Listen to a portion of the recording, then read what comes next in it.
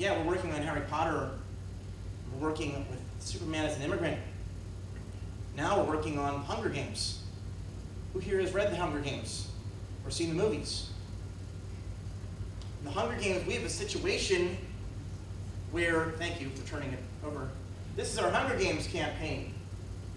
These are young people all over the world. You can scroll down, go to different clips. Mike, it's Mike, right? Thank you. Where it's a dystopian future where a small group of people in the capital control the wealth. People are divided into districts, and there's a lot of real-world analogies. So we created a campaign called Odds in Our Favor. And I just told you part of my Hunger Games story. Another part is that I'm very proud. I just found out last year, from Sally Mae, who I owe a lot of money to for going to a private university, that I graduated in 2002. I found out last year that my amount that I owe them is finally at the same amount that when I borrowed. So, indentured servant and owning it. What's up, America? Land of opportunity for indentured servitude. And a lot of us are experiencing that in this room. So I'm going to turn over to Lauren Bird, our communications director, who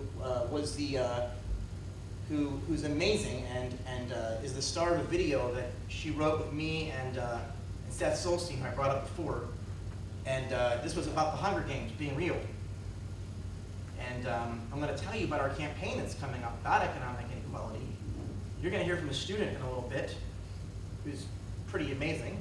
I don't mind saying so. We're just going to watch that video once it loads up. But it does a pretty good job, a comprehensive job of looking at the situation of economic inequality.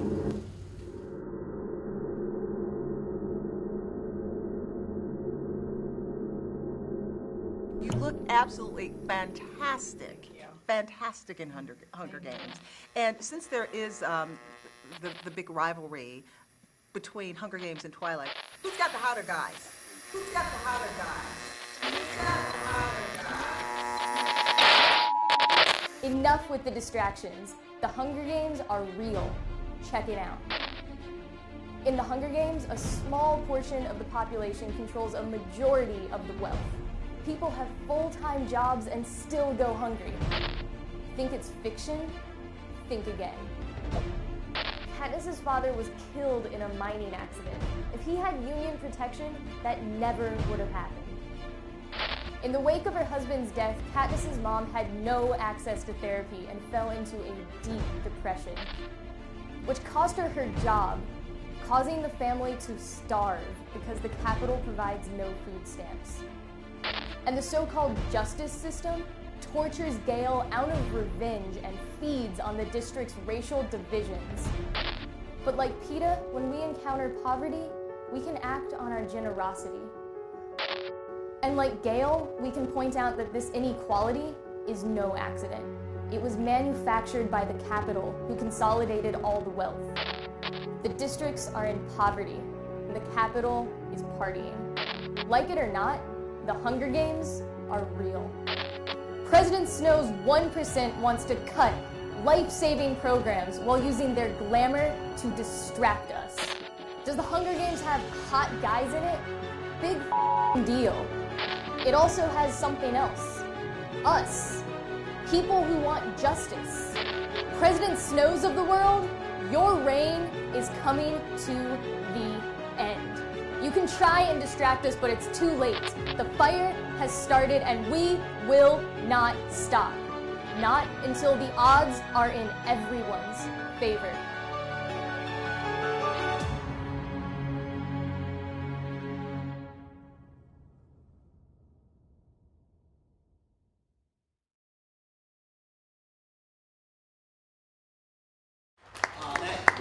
That video has been seen close to 500,000 times. It was picked up by Upworthy, which is a great site and big friend of the Harry Potter Alliance. And the bigger thing we're building, which is Imagine Better, based off of the quote from J.K. Rowling, "We do not need magic to transform the world. We carry all the power we need inside of us already. We have the power to imagine better. So how are we going to imagine a better economy where we are the districts, where we will not be divided and pitted against each other based on racial divisions, based on class divisions, where we can recognize that at the end of his life, Dr. King was not happy with the progress that was made. That is a fictitious story that our elementary schools tell. He said, I once stood in front of America and told them about a dream, and every day that dream becomes more and more of a nightmare. And why? Because of class, he said. Because the more he worked on racism, the more he saw that without fighting classism, we could not solve racism. And yet, since Dr. King's death, class has gotten worse in America. Every issue has gotten slightly better, except class. Class was getting better every single year in America from the 1930s to the very beginning of the 1970s. And since then, every single year, it has gotten worse. The people at the top own more, and the people at the bottom own less. 400 Americans have over $2 trillion. 400 Americans on 200, 185 million Americans have about $1.2 trillion. 400 Americans have more than half of the country's wealth. Boy, they really worked hard. What success stories. We should reward them. No one works that hard. That's impossible. There's not enough hours in the day.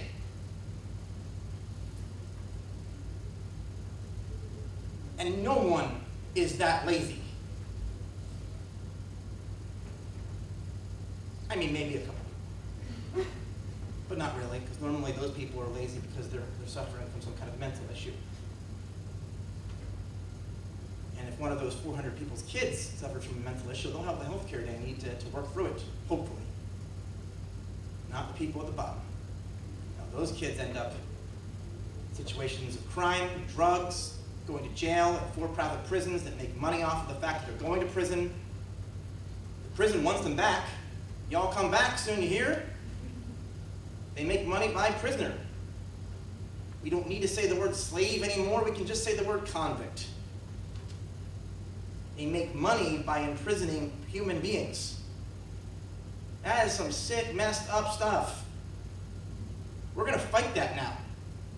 But in order to fight it, we need to all come together. This is the symbol of fighting President Snow's Capitol.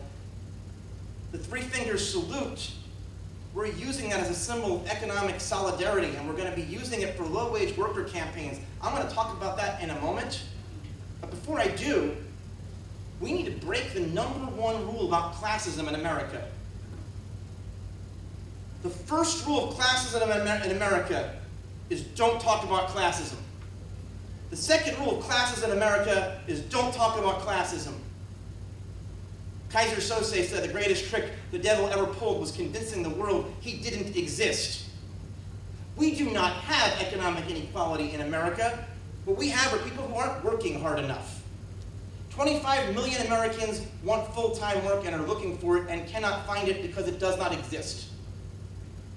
After a crash in 2008 that was more devastating than the 1929 stock crash.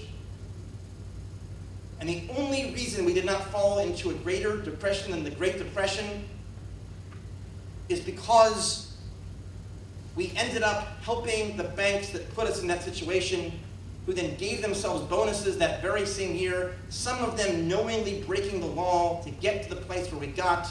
None of them, not one of them, has been indicted for anything. Now, if you're a 15-year-old black male who's got marijuana in his pocket, you're going to jail. But if you're a 45-year-old portly white gentleman who's an executive at Goldman Sachs and knew exactly what you were doing and broke the law, That 15-year-old kid's family is paying taxes that are going to go to bail you out. You live in a socialist society. The rest of us live in the jungle. You give yourselves bonuses and then foreclose that 15-year-old kid's house who just bailed you out. Not one of them has been indicted. Senator Elizabeth Warren is calling for investigations as to why. Why did too big to fail become too big to jail? Why when we say we're tough on crime, does it mean we're tough on black teenagers? It doesn't mean we're tough on crime. Crime at the top. You can go for your drug dealers. I'd rather go for the mob bosses. The mob bosses don't exist like they used to. They now exist in banks. Not all banks. I'm not saying all banks are bad.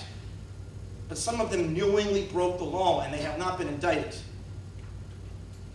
And our politicians, we keep saying to vote, are funded by the very companies that are causing these problems. In order to fix these problems, we've got to break the #1 rule and the #2 rule about classism in America. We need to talk about our Hunger Games stories. We need to talk about class. So as the Hunger Games is coming out, everyone's paying attention to the Hunger Games, and Lionsgate is doing practically nothing except advertising the Hunger Games as sponsored by Doritos, which is less tasteless than last year when they gave discounts at Subway to advertise for Subway sandwiches. It's called the freaking Hunger Games, you freaks. And they advertise CoverGirl products because Jennifer Lawrence wears CoverGirl products in the movie. Such a freaking joke. Do they know how to read? Makeup in the movies is bad. We're going to talk about class.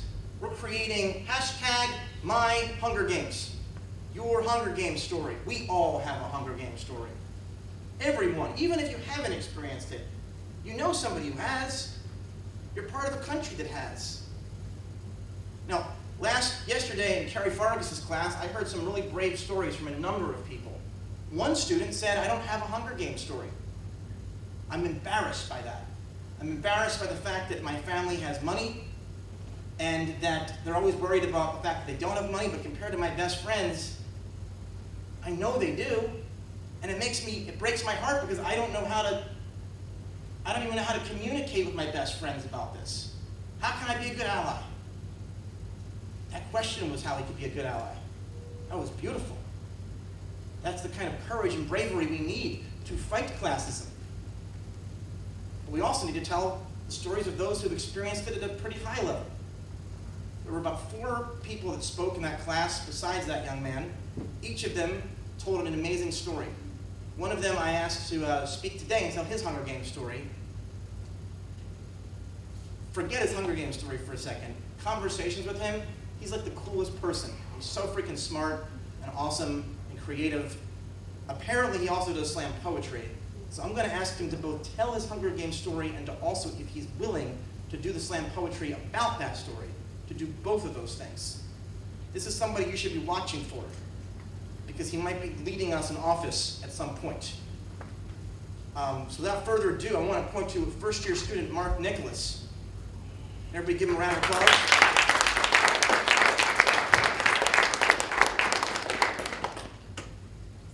Hi everybody, how you doing? Can everybody hear me? Yeah.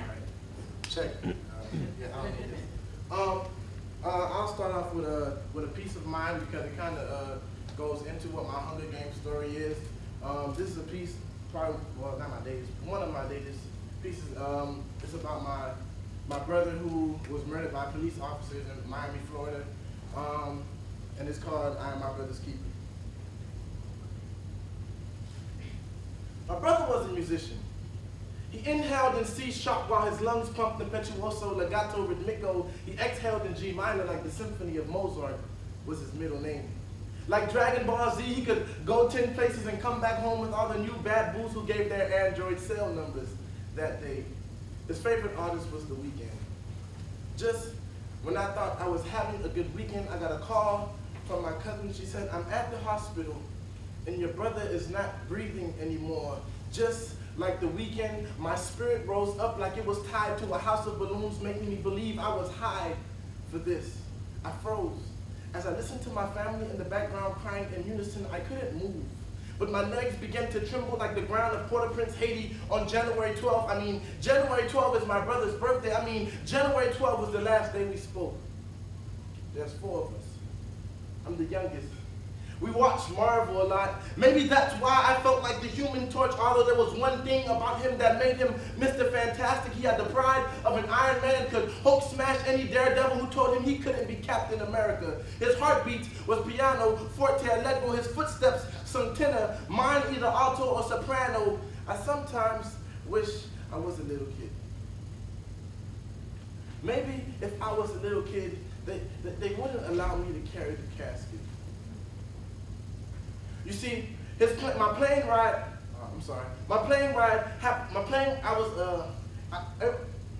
every time you told me, when I first found out, it felt like I got shot. So I asked if people to stop running out of ammo. Every time, it felt like I got shot. And every time someone asked, is this true, is this true? I just asked them, can they please run out of ammo? My plane ride felt long enough to read the book of Genesis. Dude, when I got home, I had a revelation. I checked all his favorite hiding spots from when we used to play hide and go seek, but for some reason, this game was lasting longer than usual, and then I found him.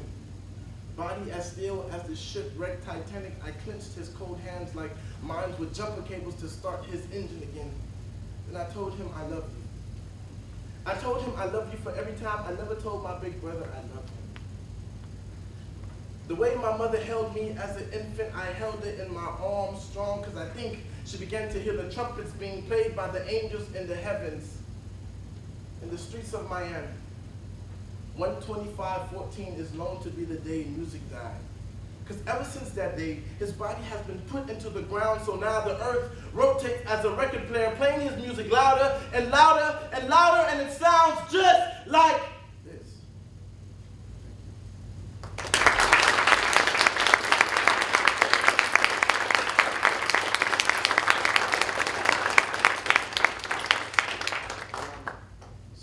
My Hunger Games story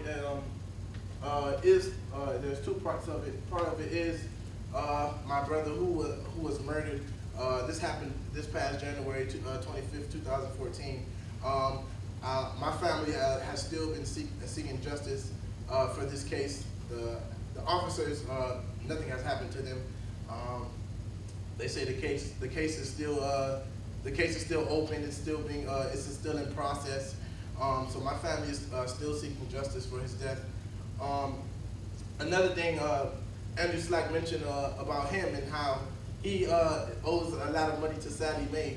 However, me as an incoming freshman to this university, my parents and my family don't have the financial needs to support my full tuition to attend this university, and so I had to apply for loans, and I had to be able to go to school here. But however, because of my family's history and credit history and just the class that we're a part of, none of them have good enough credit for me to, from a certain amount of loans to be accepted to me. So I have been denied multiple loans. I have been denied, which still has me as a freshman, I still have a bill on my account where I owe the school money already as a freshman, which will withhold me from taking some lessons in the spring without that bill being finished paid off. So that is what my Hunger Games story is: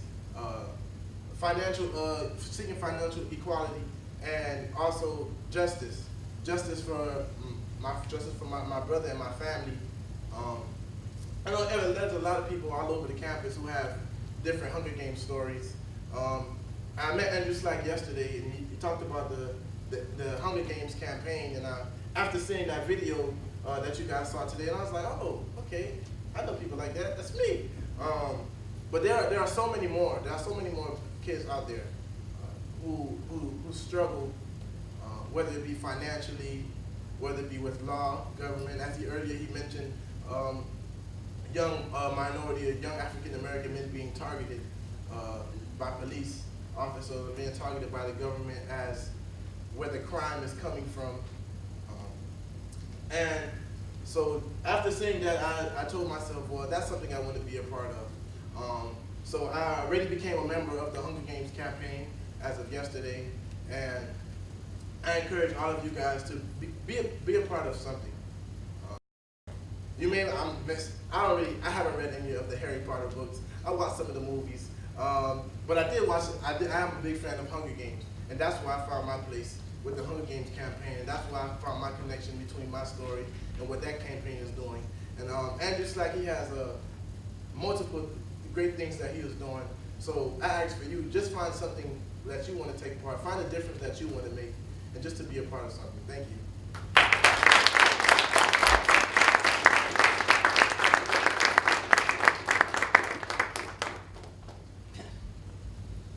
I can't follow that up without just simply saying thank you, Mark. Thank you. You've got talent beyond measure. You're going to carry it with you wherever you go. The question is, where are you going to go? He's got $9,000 he's falling short on because no one has found he has good enough credit to co-sign a loan. You're prepared to lose him from this community? He can't come here next semester if he doesn't get that $9,000 paid for. I don't think the bursar's office should kick him out. But it's a complicated situation. This university just got slashed by a governor who continued to say that teachers were lazy. So there's not the same kind of financial aid there once was. Because that man's a freaking idiot. And even members of his own party drove him out. Benjamin Franklin said, "Madam, we have given you a republic if you will keep it." The national anthem ends by saying, "The land of the home." Wait, no. I know. Thank you. The land of the free, the home of the brave. That's true. Indeed, that is true. The United States of America's got an incredible ability to be an engine of innovation, to be an engine of freedom from religious persecution, from federal persecution. The founders didn't know about corporations yet, so there was not much written there. We need to kind of revise. Somehow corporations convinced somebody that they're people. That doesn't make any sense. Stephen Colbert continues to say that corporations are people. So he put out a ballot initiative asking people in South Carolina, are corporations people or just people? It's sarcastic, obviously.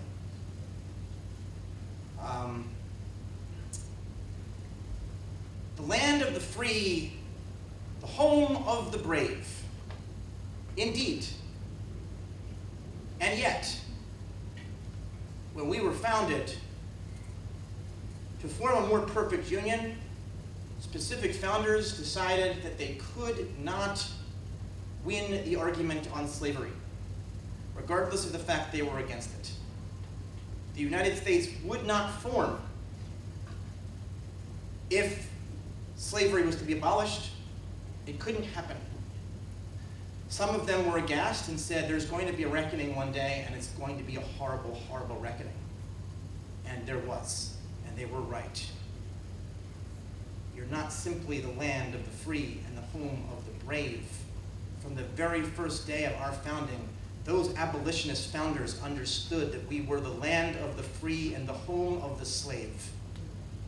If we are to continue the spirit that they fought and died for in the American Revolution, then we must make a decision. Are we the land of the free or are we the home of the slave? All of United States history can be determined as a war between that question. Are we the land of the free or the home of the slave? J.P. Morgan, Goldman Sachs, they have given their answer. For-profit prisons, they have given their answer. Now they say that I'm too simplistic, I'm generalizing. They talk to me about my family. They talk to Mark. They know these stories. That we're talking about human beings, not statistics. 20% of America owns 7% of the economy and 1% owns 40%. Those statistics have consequences. Those statistics mean something. No health care. Number 28 in terms of health care. Number 1 in terms of affordability, in terms of expensiveness. Everybody went crazy about this tyrannical Obamacare thing. I don't even know what that was about. It was created by the Heritage Foundation, which is a right-wing foundation. It was a response by the Heritage Foundation to fight Bill Clinton on his health care plan. This current president thought, well, I'll just use a conservative idea, and then conservatives would pass it. Not so. That's not what happened. Somehow it turned into a partisan fight, and we were told by Sarah Palin that it was going to kill your grandmother. No grandmother has been killed because of Obamacare. A lot of people have been helped. Not enough. And nothing on dental, and nothing on mental. We're just starting now. We're going to become more effective on health care. We're going to become more effective in becoming a land of the free, and not the home of the free. But how are we going to do it? How are we going to rehumanize each other to each other, including the CEO of JP Morgan, good old Jamie Dimon? Jamie is responsible for giving the Harry Potter lines $250,000. I should be thanking him. But I'm not grateful that his company owns 5% of PetroChina. PetroChina funds the genocide in Darfur. That's a complicated situation to be in when my nonprofit depended on JP Morgan to fight the genocide in Darfur that they're funding. Kind of messy. The world's messy. We're not going to do this perfectly. We're going to make mistakes. It's going to be complicated. But we're going to do it together, telling our stories together. And no individual is a villain. Not even the mentally imbalanced Sarah Palin.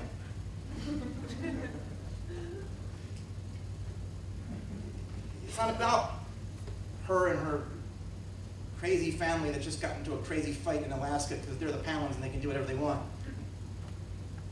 Or the fact that when she was mayor of Wasilla, women had to pay for their own rape kits. What a strong female leader. Why? Because she has female genitals? No, come on. Women had to pay for their own rape kits after being raped? That's messed up.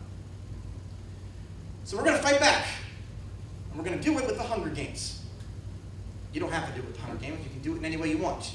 But I'm going to ask you to do it with the Hunger Games because that's why I'm here. If you don't mind putting that back on. Thank you, Mike. So you go to oddsinourfavor.org. America was built to be a land of opportunity where the odds are in your favor. That's not the case anymore. We're here to turn that around. We're here to be a land of the free, not a home of the slave. We're here to be, you in this room should be thinking about how you're going to help Mark stay at this school. Not just by donating. Organize. Keep him here. Don't let him get kicked out. For what?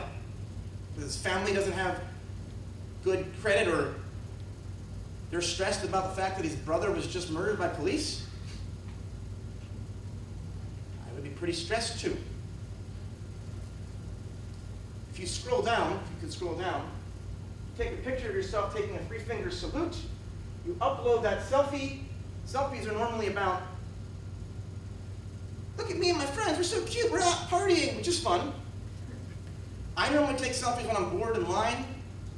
I make crazy faces. Sometimes I try to be like, ooh, can I look handsome right now?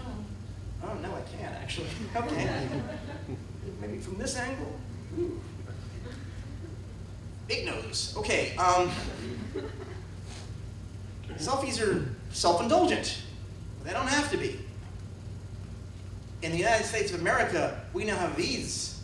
These are our tools for democracy. These are more powerful than the voting booth, which is powerful. but we can change narrative. If you change the narrative, you change everything. The narrative in the 1770s was that slavery was normal. Now it's not. The narrative in 2014 is that eating meat is normal. I eat meat. In 200 years, if the Harry Potter lines is remembered and people say Andrew Slack, they may say that guy was a monster, he ate meat. Who knows what the world's going to be in 200 years, what the norm's going to be. In 2004, if you were a Democrat politician, you couldn't say you were for marriage equality, that was toxic. 2014, if you're a Democratic politician and you're not for marriage equality, you may as well not run. Change happens. Things change, the narrative changes. We're going to change the narrative with our faces, with three finger salute, with telling our Hunger Games story. So if you want to, and you don't have to, you could just be a spectator here today, but you can be a participant. I'm going to ask that everybody take out their cell phone, because I know you got it. You got a rotary phone, take that out. It's not going to do any good though. Take a picture of yourself doing the three finger salute. You do not have to do this, by the way. You can disagree with everything I'm saying. I don't care. I mean, I do care, but I don't care in a way like I wouldn't. It's not like I don't like you or something. Oh, nice, a group selfie. If you want to do this later, you can do it later. But try to do it now. Three finger salute, selfie. When you take the picture, go to oddsinourfavor.org, do it now. Upload your picture, put in your email address, your postcode, your country, and then you're in the network. You're in a giant worldwide network of people that are fighting the real world Hunger Games, that are saying that we are the districts. And as this campaign unrolls, we are very soon going to be contacting you to ask you to share #MyHungerGames. What is your Hunger Games story? And that includes being an ally if you don't have a Hunger Games story. That includes talking about your life as a privileged person and how you don't like the fact that while your family has worked hard, it doesn't mean that somebody who's poor, that their family did not, and that you care. It's not a meritocracy, but it can be. The odds are not in our favor, but they can be. Our founders created a constitution that is organic and open source. We can change it. In a couple of weeks, the Hunger Games will be coming out. I'm going to be going head-to-head in the media with my friend Mark Meckler, who co-founded the Tea Party Patriots. Mark calls me his evil twin. We're both Jewish. We're both really nerdy and into like books and weird things. We're both into Buddhism. Mark is also Christian. That gets a little more complicated, but whatever. The point is, he calls me his evil twin. What's that? I was hearing like Christian, Jewish, and it's okay. Well, I mean, Jesus is my fellow Hebrew, so whatever.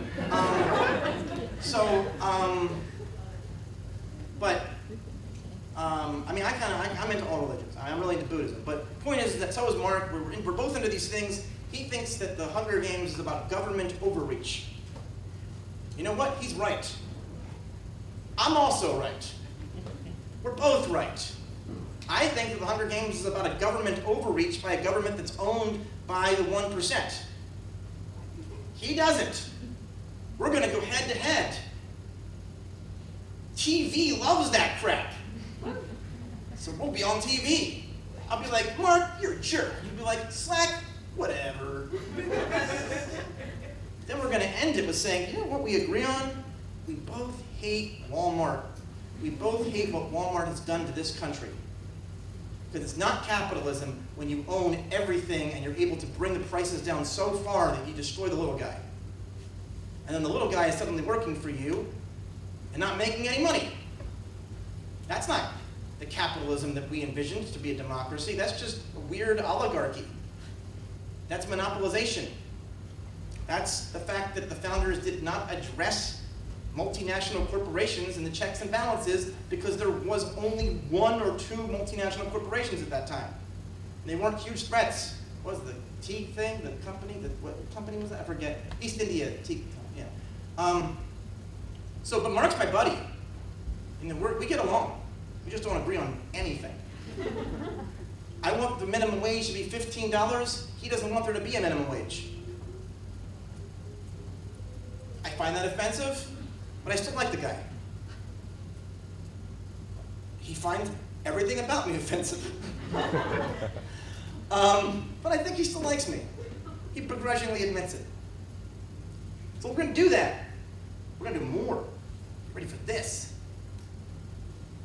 Hunger Games comes out November 21st. November 28th is Black Friday. Walmart workers are sick and tired of being sick and tired. They are sick and tired of being pushed around by a company that is crazy. Like, they've gone out of their way to do evil stuff. Like, I don't even have the statistics in front of me, but just sort of go with that for a second. Like, they've just done some really crazy stuff. And so Walmart workers are protesting on Black Friday. And we're going to join them. And we're going to be putting three-finger salute pictures that have a sign that say, I support Walmart workers, not Walmart. And we want regulation so that people can start small businesses in towns where the only thing that there exists is to go to Walmart. Half my family goes to Walmart. I don't think my family's bad for doing that. I get the wish to want low prices. It's all they can afford anyway. I go to Amazon.com. That's sort of like Walmart also.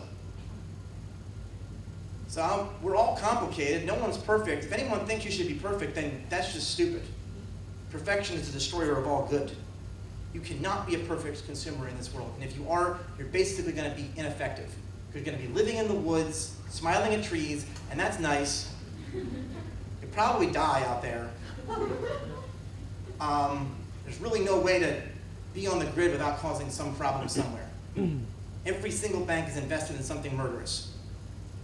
But just know that. It's complicated. Dr. King said that in his last book, Where Do We Go From Here, Chaos or Community? Get that last book, read the last chapter. It's unbelievable. It could have been written a month ago. It's crazy. By the way, most people don't know Dr. King wrote books. He did. So we're going to be doing that on Black Friday. We're not stopping there. You know what McDonald's does to their workers? They had a hotline to give advice on how to, make it in the world. And their number one piece of advice was how to apply for food stamps. The American taxpayer is subsidizing the executives at McDonald's unbelievable hunger for supersized greed. They make so freaking much money. They have so much money, they could just pay for all of our colleges. Over 1 billion served cancer, and over 1 billion served a screwed up portion of the American dream. Not cancer, but the food's not so good for you. So, McDonald's workers are now protesting, and McDonald's is getting freaked out. They're actually scared. This has never really happened before. Their CEO is under fire. We think in the next year he's going to be fired, actually. Because McDonald's workers are standing strong, and they're doing it internationally. And they're asking for a $15 minimum wage. Not this $9 crap, which we don't even have. You know what happened? People said to them, you're crazy to be asking for this. They asked for it anyway. Somebody took it up in Seattle, was running for mayor. They had no shot of winning. They're like, I have no shot of winning anyway. I'll just go with a fast food workers $15 thing. Labor got behind them. Everybody got behind them. Now Seattle's minimum wage is $15. That happened this year. The game just changed. Welcome to the new game, the land of the free. You cannot live on $7.50 an hour. It's impossible. You need government assistance for that. Why should the American taxpayer pay for somebody else's greed when you're working hard? So, when the McDonald's workers are holding rallies on December 4th and the Hunger Games is still hot in the media, what are we going to do? Tell me if you're ready to do this with us. We're actually going to go into McDonald's on December 3rd and December 4th. We're going to have a PDF printout of every problem that is wrong with McDonald's policies towards their workers. They're all going to be true, by the way. It's not opinion, it's just like fact. We're going to walk up to the McDonald's manager. Say, can I talk to your manager? Here, give them that. Say, this comes because we don't like the real world Hunger Games. If you want to call it the McHunger Games, go for it. And then in the store, do a three-finger salute. It's much more effective in the belly of the beast. It's in solidarity with the workers. Pretty freaking subversive, pretty freaking cool. And while you're out there, go get a Big Mac. They've got great fries. No one's boycotting them. No one's boycotting Walmart. Go to Walmart on Black Friday. There's no boycott. Once there's a boycott, that can be effective, but there isn't right now. So go to Walmart and protest there on Black Friday. Take a picture there with a sign that says, I support the Walmart workers. It's okay to shop there. That's not what the issue is. The issue is changing the media narrative. Because your dollars at Walmart and McDonald's make no difference. But your tweets do. They spend so much money on their brand, and they are panicking about that. You can choose to not go to Walmart and think that's noble, and that's fine. But I don't care, personally. The way to make the change is to change the story. Not necessarily your behavior, but the behavior of the whole system. Once again, I could be wrong there. Maybe you shouldn't go to Walmart. But I don't really care. As a good friend of mine said, I'd rather be an imperfect activist than a silent person that doesn't do anything. So what? Go to McDonald's and protest them. That's okay. It's a complicated world. What are you going to do on a highway in Mississippi if you need food? You're going to go forage to find dead animals in the road? I mean, there's only McDonald's. That's all there is. Which is a problem. So we're going to do that. On December 11th, we're going to be supporting domestic workers, National Domestic Workers Alliance. Domestic workers are people who clean our homes, babysit our kids, and take care of our elderly. They are not subjected to a minimum wage. They get paid normally far less than the whatever minimum wage currently is. Treated like slaves all over the world. Now, there's an International Federation of Domestic Workers. We're going to be using the Hunger Games to stand with the domestic workers on December 11th. We're going to be using the Hunger Games eventually to be standing with bank tellers. Bank tellers work for the richest companies in the world. 38% of them are on government assistance. 38% of bank tellers are on government assistance. How is that a thing? The bank has a lot of money. The bank tellers know that. It's right behind them. They're just dishing out money all the time and they don't have it. So we're going to change these things. We're going to work for the land of the free. We're going to start, there's two ways we're doing this. Number one, hashtag My Hunger Games. Tell your Hunger Games story. Break the number one rule about classism in America. And number two, stand with the low-wage worker movement and forget this idea of there being separate campaigns. They're all in this together. We're all in this together. We are the districts. Whether you are in District 1 and you're rich, or you're in District 11 and you're poor, or District 12 and even poorer. And actually, District 11 and District 12 are actually really poor. It's actually worse than District 11. Sorry, I get a little nerdy here for a second. District 11 is entirely made up of black people. District 12 is made up entirely of white people. District 12 is in Appalachia. That's why Katniss was able to learn her skills. There's no police. The police are kind of nice. District 11, whoa, all black people, everywhere. You see, number two, it's all catching fire. When the black guy goes like this, and then everybody does it, because Katniss says the nice thing about Rue, the little black girl that got killed. What happened to him? His head was blown off immediately. That was commentary. Katniss, that didn't happen in her neighborhood, even though she was poor. It's still better to be poor and white than poor and black. I have a dream that one day, I have a dream will actually mean something. We're going to make it mean something. Using Harry Potter, using whatever they throw at us. Using the freaking war on Christmas. What is all that war on Christmas? Stop saying happy holidays. It's an insult to Jesus.